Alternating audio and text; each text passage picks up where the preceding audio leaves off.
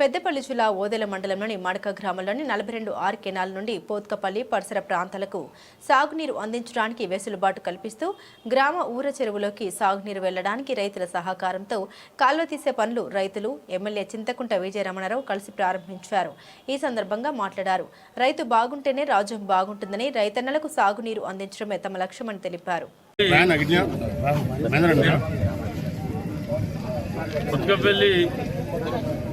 చెరువు కింద ఉన్నటువంటి రైతులకు సాగునీరు అందించడం కోసం మరి గతంలో ఈ 42 కాలువ నుండి మరి ఇటు చెరువులో పోవడానికి ఉండే, కానీ దాని అనుకుంటే దగ్గర 4-5 సంవత్సరాలు అవుతా ఉంది.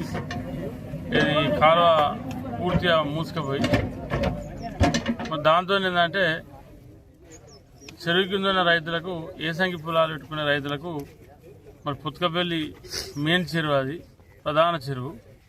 దాని కింద దాదాపు నేను అనుకుంటా ప్రత్యక్షంగా పరోక్షంగా 200 ఎకరాల పైన పొలాలు ఉంటాయి. మరి అక్కడ ఏంటంటే రైతులకు నీళ్ళు అందక ఇబ్బంది పడుతూ ఉన్నారు.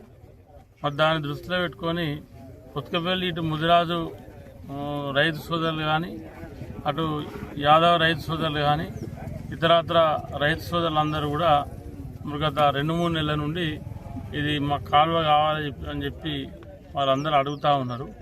మరి దానికి సంబంధించి సోదరుడు మరి మడక నివాసి అయినటువంటి రైతు మల్లేష్ యాదవ్ గారిని మరి అడిగి వారి భూమిలోకి వెళ్ళి వాళ్ళ జేసీబీ పెట్టి కాలువ తీస్తూ ఉన్నాం. వేసంగి ఎప్పుడు నీళ్ళు వచ్చినా కూడా చక్కగా చెర్లకు కూడా మన నీళ్ళు పోయే విధంగా ఇవాళ మనం ప్లాన్ చేసుకోవడం జరిగింది. మరి దీనికి సంబంధించి భవిష్యత్తులో అంటే ఈ రైతుకు ఎక్కడ ఇబ్బంది రాకుండా దాన్ని ఇక్కడి నుంచి అక్కడికి మరి సీసీతోని కాలువ ఏదైతే ఇప్పుడు తీస్తూ ఉన్నామో దాన్ని సీసీ లైనింగ్ కూడా చేయాలని చెప్పి నిర్ణయించుకున్నాం. సరే, దానికి సంబంధించి కూడా ఒక 15 లక్షలు 20 లక్షలు ఖర్చు అవుతాయి. అయినా కూడా దాన్ని భరించి మరి రైతులకు ఇబ్బంది కాకుండా 200 మీటర్ల పైన ఉంటుంది. అంత దూరం కడితేందంటే ఫ్యూచర్లో కూడా మళ్ళీ 20-30 సంవత్సరాల దాకా ఎలాంటి ఇబ్బంది ఉండదు, రైతులకు డోకా ఉండదు.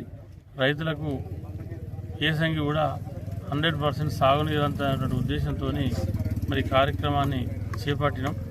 దీంతో రైతులందరూ కూడా మంచి శుభంగా ఉంటుంది. మంచి పంటలు కూడా ఎవరికి కూడా ఇబ్బంది లేకుండా పంటలు వండేటువంటి అవకాశం ఉంది. కాబట్టి దీన్ని చేయడం జరుగుతూ ఉంది.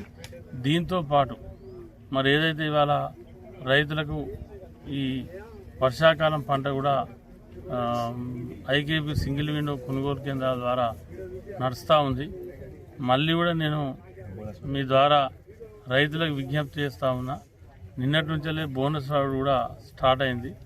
రైతులందరూ కూడా నిన్న ఎంతమంది అయితే అమ్ముకున్న రైతులు ఉన్నారో, ఎంఎస్పీ పడ్డ రైతులు, ఏదైతే మద్దతు ధర పడ్డటువంటి రైతులు ఉన్నారో వాళ్ళందరూ కూడా నిన్న చాలామందికి ప్రతి సెంటర్లో బోనస్ పడ్డది. మా నర్సింగ్ గారు కూడా 2 లక్షలు పడ్డది బోనస్. అంటే 2 లక్షలు అంటే దగ్గర నేను అనుకుంటాం మా నర్సింగ్ 20 ఎకరాలు కావచ్చు. అంటే 20 ఎకరాలు అంటే 20 ఎకరాలకు సంబంధించి 2 లక్షల బోనస్ పడ్డది. ఇంకా కూడా కొంత రావాలి ఆయనకు. అంటే మళ్ళీ మొన్ననే కోసింది కాబట్టి ఇంకో 1 లక్ష వరకు వస్తుంది. అంటే ఆ రైతులకు కూడా పెద్ద ఎత్తున ప్రభుత్వం సన్నవడ్ల బోనస్ ఇస్తూ ఉంది. కాబట్టి రైతులందరూ కూడా కటింగ్ లేదు, వడ్ల కటింగ్ లేదు.